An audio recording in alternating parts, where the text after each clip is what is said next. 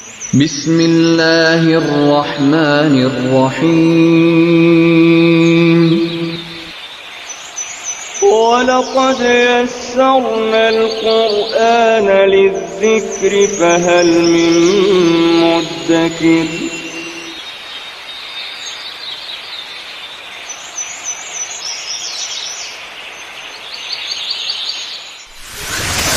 ألف باء تاء ثاء جيم حاء خاء دال ذال راء زاي.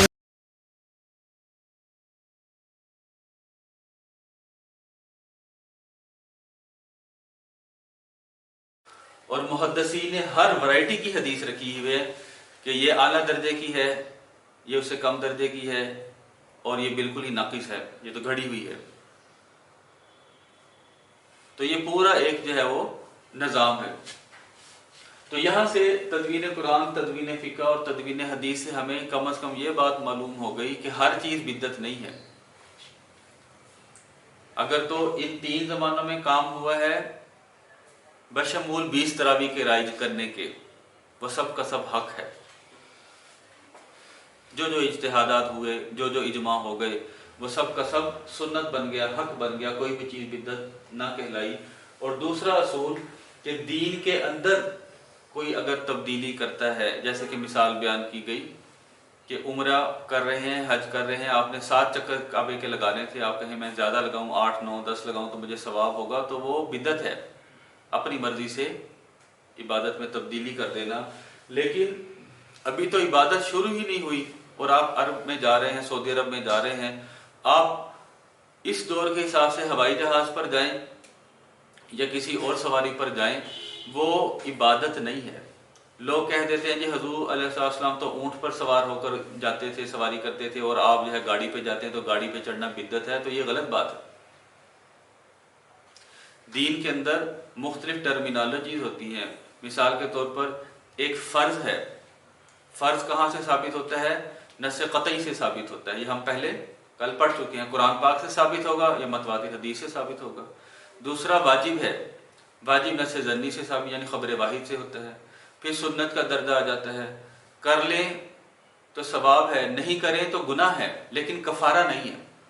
فرض کا کفارہ ہوتا ہے، واجب کا کفارہ ہوتا ہے، سنت کا کفارہ نہیں ہوتا۔ کر لیں تو ثواب ہے، چھوٹ گئی ہے تو کفارہ نہیں، قضا نہیں۔ اس سے نیچے آ جائیں مستحب، مستحب کر لیں تو ثواب ہے، نہیں کریں تو گناہ نہیں۔ جیسے نفل پڑھ لیں تو ثواب ہے، نہیں پڑھیں تو گناہ نہیں۔ اس سے نیچے ایک اور چیز ہوتی ہے، اسے کہتے ہیں مباح۔ مباح، مباح کا مطلب یہ ہوتا ہے اس کا دین سے کوئی تعلق نہیں ہے۔ میں مسجد میں نماز پڑھنے جا رہا ہوں، میں اپنی گاڑی پہ چڑھ کے جاؤں، میں موٹر سائیکل پہ چڑھ کے جاؤں، میں پیدل جاؤں، اس کا اس عبادت سے کوئی تعلق نہیں، نہ کوئی ثواب ہوا نہ کوئی گناہ ہوا، یہ ایک دنیاوی چیز ہے، مباح ہے۔ تو یہاں سے اگر ہم عبادت کے حصول کے ذریعے لینے کے لیے، عبادت کرنے کے لیے سعودی عرب میں جا رہے ہیں یا کسی مسجد یا مدرسے میں جا رہے ہیں، تو جب تک عبادت شروع نہیں ہوئی اس وقت تک ہم جو کام کریں گے وہ مباح ہے، وہ دین کے لیے، عبادت کے لیے ہم جا رہے ہیں، خود عبادت نہیں کر رہے۔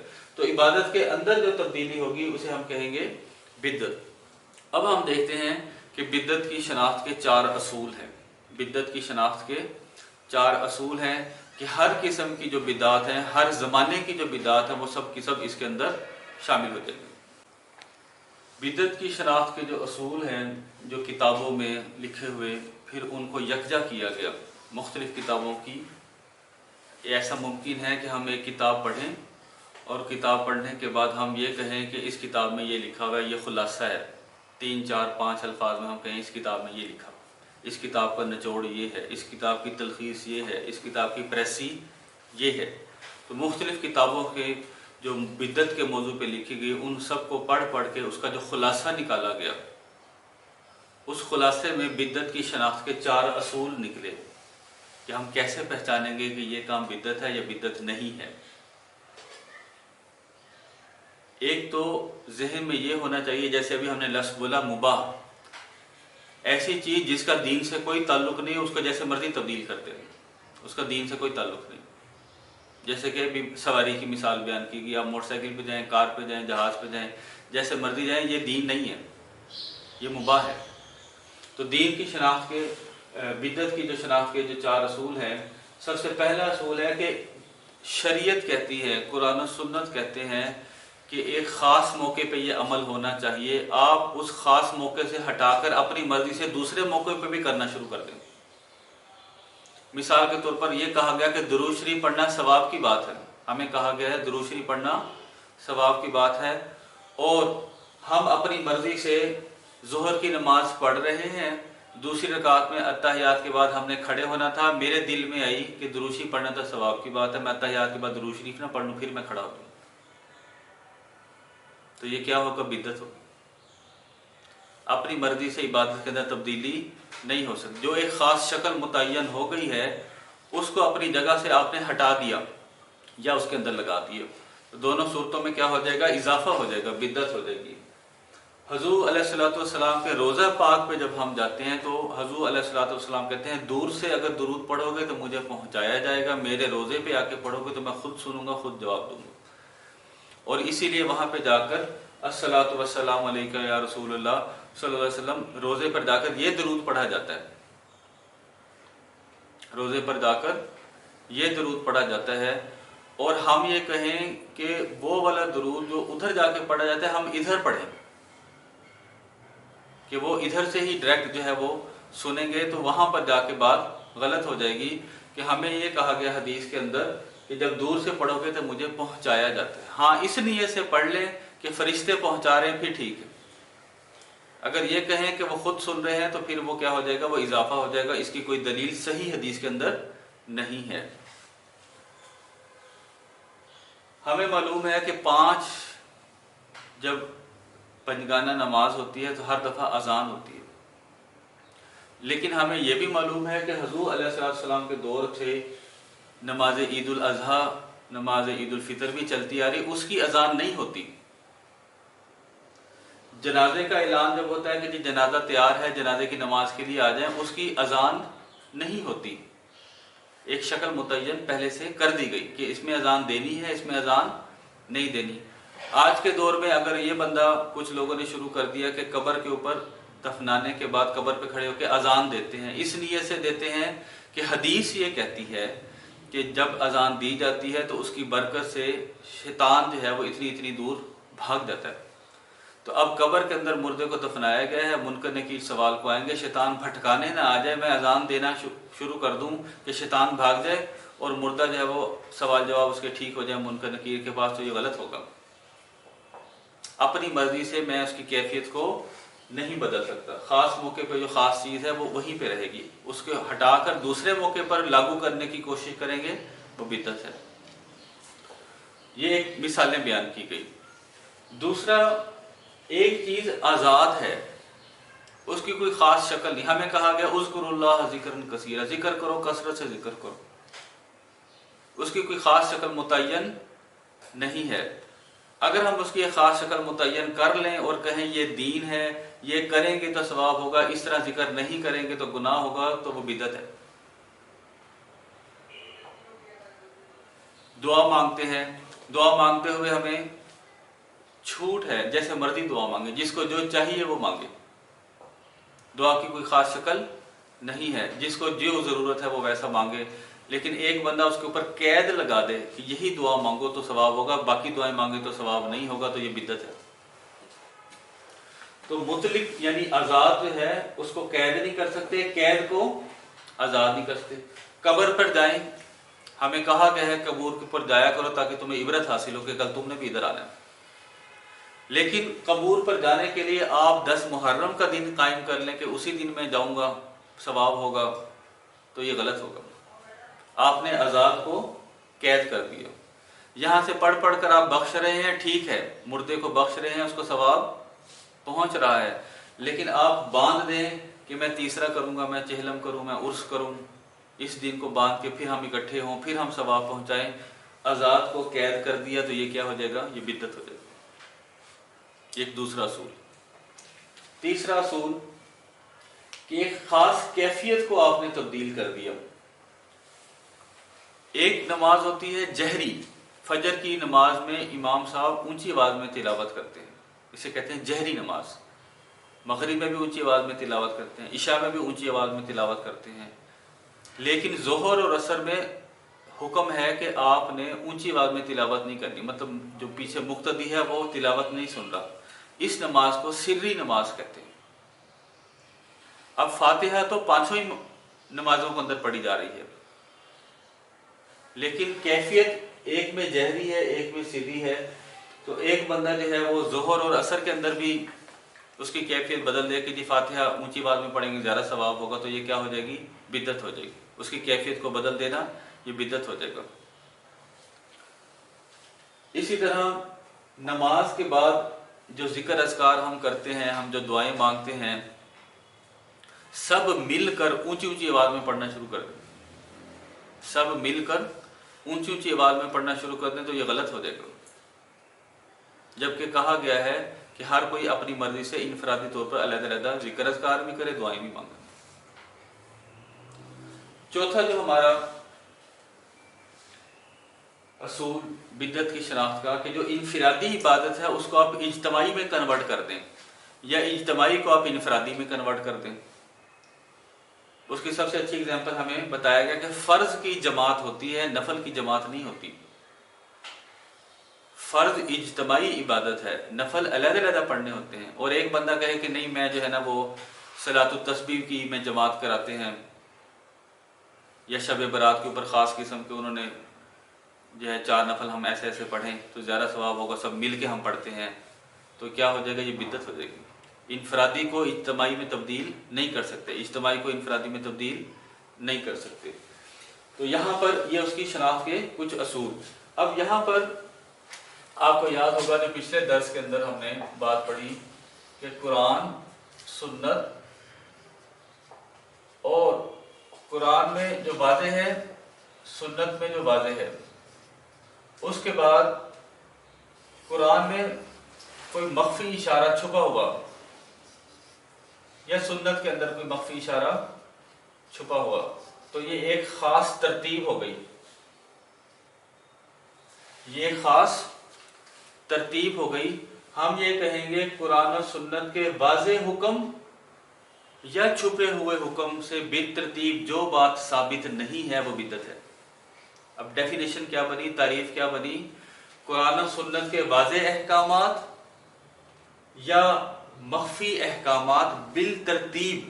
بالترتیب کا مطلب یہ ہے کہ واضح نہ ہونے کی نہ اگر آپ کو پائے گئے تو پھر مخفی میں جائیں گے، واضح کے ہوتے ہوئے مخفی نہیں اٹھائیں گے۔ جیسے کہ اس بندے نے غلطی کی کہ حدیث سے اس نے استدلال کر لیا کہ قبر کے اوپر میں اذان دوں گا تو شیطان بھاگ جائے گا۔ کیوں؟ واضح حکم تھا قبر کے اوپر اذان نہیں دینی، اس وقت بھی لوگ فوت ہوتے تھے، قبر میں دفن بھی ہوتے تھے، کسی نے نہیں دی، لیکن یہ ایک غلط قیاس اٹھا کے لے آیا۔ واضح کے ہوتے ہوئے اس نے اجتہاد کیا، یہ بدعت کی۔ واضح کے ہوتے ہوئے اجتہاد نہیں ہو سکتا، ٹھیک ہے۔ اسی طرح یہ جو ڈیفینیشن ہے یہ بہت امپارٹنٹ، کہ قرآن و سنت کے واضح یا مخفی اشاروں سے بالترتیب جو بات ثابت نہیں ہے وہ بدعت ہے۔ اور یہاں پہ ایک بہت اہم چیز کہ حدیثوں کے اندر، یہاں سے جو میں نے ابھی آپ کو بات بتائی کہ واضح کے ہوتے ہوئے مخفی نہیں لے سکتے۔ 2 حدیثیں ہم بیان کرتے ہیں، بہت سارے ہمارے مسائل حل ہو جاتے ہیں۔ حضور علیہ الصلوۃ والسلام مکہ سے گئے ہیں مدینہ، بچیوں نے استقبال کیا ہے دف بجا کر، اور حدیث موجود ہے، حضرت بکر رضی اللہ عنہ جو ہے وہ ناراض ہوئے ہیں، چپ کرانے کی کوشش کی ہے، حضور علیہ السلام نے کہا کہ ان کو بجانے دیں۔ اس کے بعد ہم دیکھتے ہیں کہ حضور علیہ الصلوۃ والسلام کے زمانے میں اس ایک خاص موقع کے علاوہ پھر کبھی دف نہیں بجایا گیا، پھر جو ہے نہ صحابہ کے دور میں بجایا گیا، اور نہ ہی انہوں نے اس بات کو دلیل بنایا کہ جی انہوں نے بھی تو بجایا تھا تو ہم بجا لیں گے تو کیا ہوگا۔ وہ ونس اے ٹائم، ایک ہی دفعہ میں ایک خاص کیفیت کے لیے حضور علیہ السلام نے اجازت دی، حدیث موجود ہے۔ اب کا بندہ اس واضح حکم کو چھوڑتے ہوئے استدلال کرے ڈائریکٹ حدیث سے وہ سلف صالحین صحابہ کرام تابعین تابع تابعین خیر القرون کے زمانے کو بائی پاس کر دے اور کہے کہ حدیث کے اندر ہے کہ دف بجایا تو میں بھی دف بجاتا ہوں، تو کیا ہو جائے گا؟ بدعت ہو جائے گی، یہ حرام ہے۔ دوسری مثال، حضور علیہ الصلوۃ والسلام، بہت مشہور یہ حدیث ہے کہ حضور علیہ الصلوۃ والسلام کا گزر ہوا ایسی جگہ پر جہاں پر 2 قبریں تھیں اور صحابہ کرام رضوان اللہ اجمعین ساتھ تھے، ان کو کہا کہ ان قبور کے اوپر عذاب ہو رہا ہے۔ پچھلی قوموں کے لوگ تھے، بنی اسرائیل کے تھے، مسلمان۔ کیوں ہو رہا ہے؟ ایک تو چغلی کرتا تھا اور دوسرا پیشاب کے چھینٹوں سے نہیں بچتا تھا۔ حضور علیہ الصلوۃ والسلام نے کیا کیا؟ ایک ٹہنی جو ہے تازہ سبز ٹہنی توڑا، اس کو بیچ میں سے لمبے رخ میں اسے آدھا کیا، ایک پر گاڑ دی قبر پر، دوسری قبر پر گاڑ دی، اور یہ کہا کہ جب تک یہ تازہ رہیں گی، سرسبز رہیں گی، مطلب خشک نہیں ہوں گی، امید ہے کہ ان کا عذاب ہلکا ہو جائے گا۔ اب یہ حدیث موجود ہے، اس حدیث کو حوالہ بنا کر کسی نے بھی ٹہنیاں پھول قبر کے اوپر نہیں پھینکے، نہ صحابہ کرام میں، نہ اس کے بعد کے زمانے میں، نہ کوئی اور حدیثیں ہمیں ملتی ہیں۔ ان کو پتہ ہے کہ وہ ٹہنیوں کا کمال نہیں تھا، ان کے ہاتھوں کا کمال تھا، وہ معجزہ تھا۔ اب حدیث موجود ہے، لیکن میں جو صحابہ کرام رضوان اللہ علیہم اجمعین یا تابعین تبع تابعین خیر القرون کے زمانے کو بائی پاس کروں اور ڈائریکٹ حدیث سے مسئلہ کھینچ کے لے آؤں کہ انہوں نے بھی تو کیا تھا، ہم کر لیں گے تو کیا ہوگا؟ تو ہم کہیں گے واضح کے ہوتے ہوئے مخفی کر لیں گے تو بدعت ہے۔ جب انہوں نے نہیں کیا، ون سا ٹائم ہوا، تو کیا ہو جائے گا؟ تو بدعت ہو جائے گا۔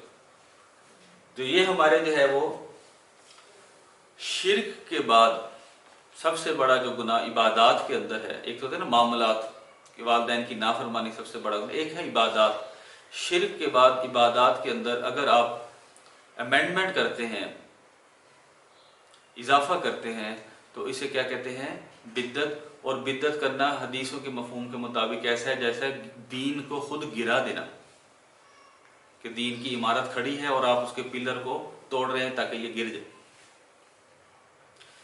ایک بدعت ہوتی ہے، بدعت کا مطلب یہ ہوتا ہے کوئی دین کے اندر چیز موجود نہیں ہے اور آپ زبردستی اسے دین کا حصہ بنانے جا رہے ہیں، اسے کہتے ہیں بدعت۔ ایک ہوتا ہے الہاد۔ آج کے زمانے میں ایسے لوگ بھی ہیں کہ دین میں چیز موجود ہے، اسے دین سے نکالنے کی کوشش میں ہے کہ یہ دین کا حصہ ہے ہی نہیں، اسے کہتے ہیں الہاد، ملحد لوگ۔ وہ آگے چل کے ہم انشاءاللہ اس کے اوپر روشنی ڈالیں گے۔ اور آج جو ہے وہ سیر حاصل الحمدللہ ہم نے بحث کی اس بارے میں کہ بدعت کیا ہوتی ہے، بدعت کی تعریف کیا ہے، بدعت کی شناخت کے اصول کیا ہے۔ سب سے بڑا اصول جو آخر میں ہمارے ذہن میں آیا کہ جو کام قرآن و سنت سے ثابت نہیں ہے، یا اس کے مخفی اشاروں کا مطلب یہ ہے کہ انہوں نے جو خیر القرون کے زمانے کے جو لوگ تھے، انہوں نے مخفی اشاروں سے سارے کام کیے، اجتہادات اور فقہ سے سارے کام کیے۔ تو جو کام سلف صالحین، جو ہمارے بڑے صحابہ کرام تابعین کے زمانے میں جو کام نہیں ہوئے، ان سے ثابت نہیں ہے، اور آج کے زمانے میں ہم وہ کام دین کا حصہ بنا دیں تو وہ بدعت کہلائے گی۔ اتنی گنجائش یہ ہے کہ دین اگر کرنے بھی ہیں تو اسے دین نہ کہیں، ثواب کی نیت سے اگر کرنا بھی ہے تو اسے دین نہ کہیں۔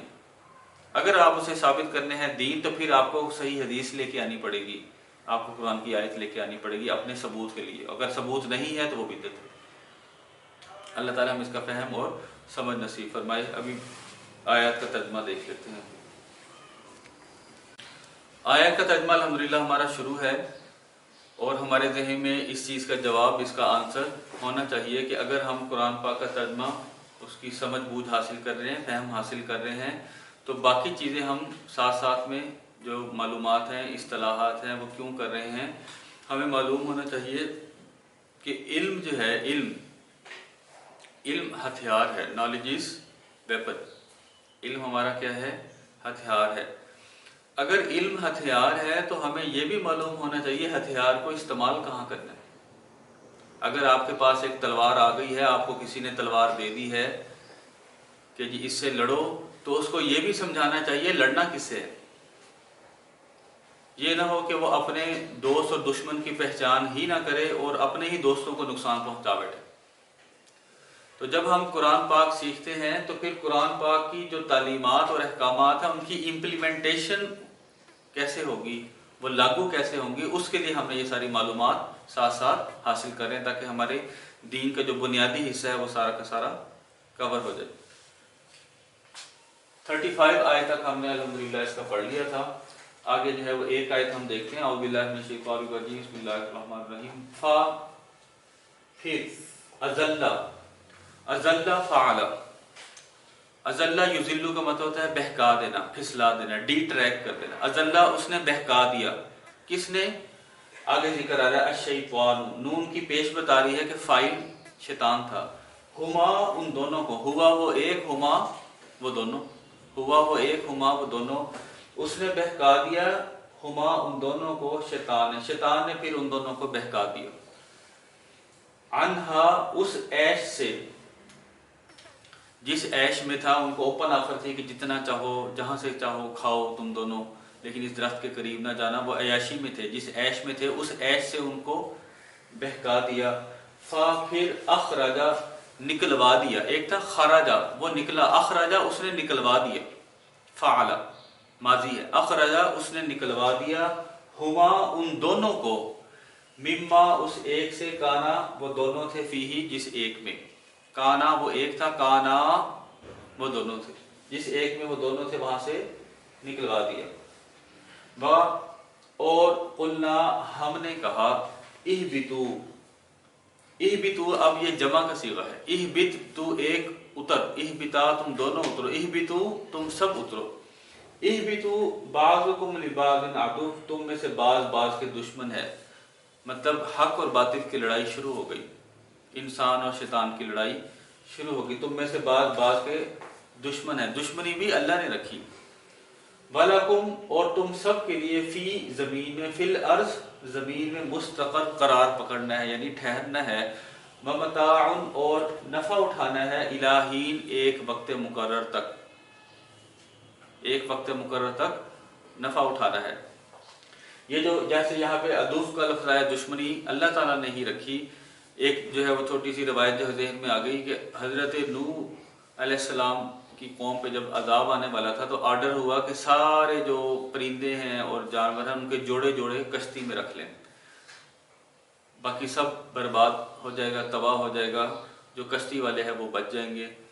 تو انہوں نے سوال یہ کیا اللہ تعالیٰ سے، نوح علیہ السلام نے، کہ شیر اور بکری اکٹھے کیسے رہیں گے، شیر اور بکری اکٹھے کیسے رہیں گے؟ تو اللہ تعالیٰ نے آگے سے جواب دیا، شیر اور بکری میں دشمنی کس نے رکھی؟ ظاہر جواب یہی تھا کہ جی آپ نے رکھی۔ تو اللہ تعالیٰ کا ارشاد ہوا کہ جو دشمنی رکھ سکتا ہے آپس میں وہ دوستی بھی رکھ سکتا ہے، جب تک وہ اس کے اندر رہیں گے وہ دشمنی نہیں ہوگی، دوستی ہوگی، جب وہ اتریں گے تو وہ دوست بن جائیں گے۔ تو یہاں پر ہمارے جو آپس کے جو جھگڑے ہیں، جو تعصب ہے، جو بغض ہوتا ہے، تو اس وقت بھی ہم اللہ تعالیٰ سے یہ دعا مانگ سکتے ہیں کہ اللہ ان کے دلوں کو پھیر دے، ان کے حسد کو، بغض کو پیار اور محبت کے اندر پھیر دے، اللہ اس پر قادر ہے۔ یہ الحمدللہ ہمارا 36 آیات ہو گئی ہیں، اور انشاءاللہ ہم ترجمہ 30 لیسنز کے اندر کریں گے۔ اللہ تعالیٰ ہمیں اس کی سمجھ بوجھ اور اشاعت نصیب فرمائے۔ اللہم انا نستعینک و نستغفرک و نتوب الیک۔